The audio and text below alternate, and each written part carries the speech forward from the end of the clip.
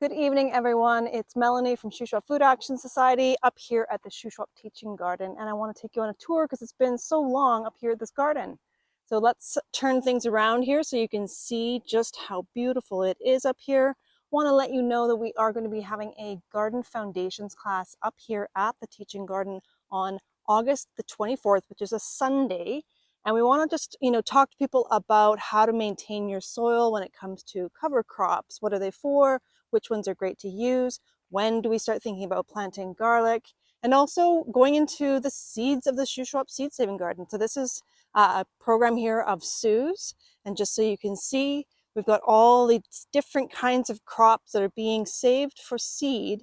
And you'll be able to learn a little bit more about how you could not only save what you have, but also how you could be planning for the future. So there's lots of different examples here in this garden. So you'll have a really good opportunity to see firsthand what it means to save seed and how to go and do that.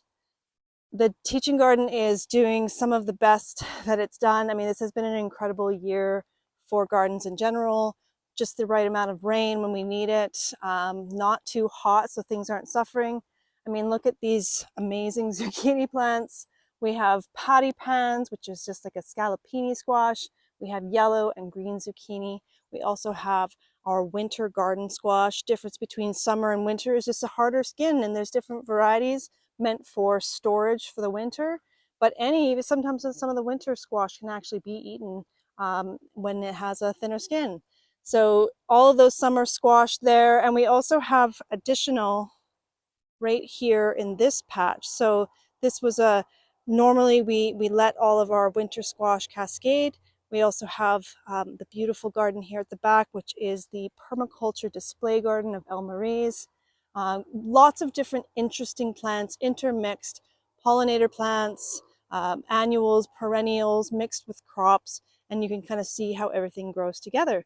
You can see how we make massive amounts of soil through these big, huge hugelkulturs. I mean, this here, even the row where the cabbage was, those were big mounds of garden waste that we piled on top of itself and added some straw, added some soil, and it breaks down through its own heat and microorganisms to create beautiful growing soil and also beautiful pollinator garden, lots of flowers to attract people in. So the garden is looking great. We are so thankful to the gardeners and our crew and our volunteers who have been coming up to lend a hand to stay on top of the weeds, to keep the crops being able to thrive and grow. And of course, all the people have been coming to our Harvest Mondays. It's been some of the most successful harvest days we've had, and we're really, really grateful for that. Here again, we have lots of onions, not very many potatoes. You know very well, we've talked about this. Potato beetle is a really big problem for us. Swiss chards and some cabbage, broccoli. We have peppers here in this row. Peppers are not a huge crop for us. They're pretty tough here in the Shuswap. You have to have the right length of growing season, lots of heat units, which has been actually pretty low here this summer. But the basil has done really well, so we continue to pick away at that. We've got a couple rows here of Roma tomatoes that are meant for our school meal programs. We want to be able to use those for our soups and stews. We had another secondary, actually this might even be the third planting of some more broccoli. And then this Monday, we're going to harvest the last of those green onions. We had garlic planted. We also had some peas, and now we have those empty rows, which we have now planted with some of our fall crops. So we're going to be planting more spinach and more lettuce. Tonight, I was here and I was helping these cucumbers to trellis. We haven't been having a really great cucumber crop this year. Probably they may have been a little bit overplanted, and pollination may not have been as good as we hoped. So hopefully you can see all those yellow blossoms now, and that's what we want the pollinators to see as well. So I'm really hoping we might get a good flush of some more cucumbers. And so these are some of the great benefits we've had this season from Buckerfield's assistance of our garden, is to be able to get some good quality structures in. So we've got the T-posts with the heavy duty wire, and really trying to make sure that we have good structures to be able to grow our tomatoes up. We've got the bush tomatoes, so they're meant to just be a mound. And then we have your vining tomatoes, so you have indeterminate, they just keep on growing in different limbs. So we need to get those up off the ground and up onto these trellises. So that's what we are doing here. We had already done our a main cutting of our broccoli, and now we let them stay in the ground so that we can get a secondary flush of broccoli stems. Cauliflowers, we did already do one harvest.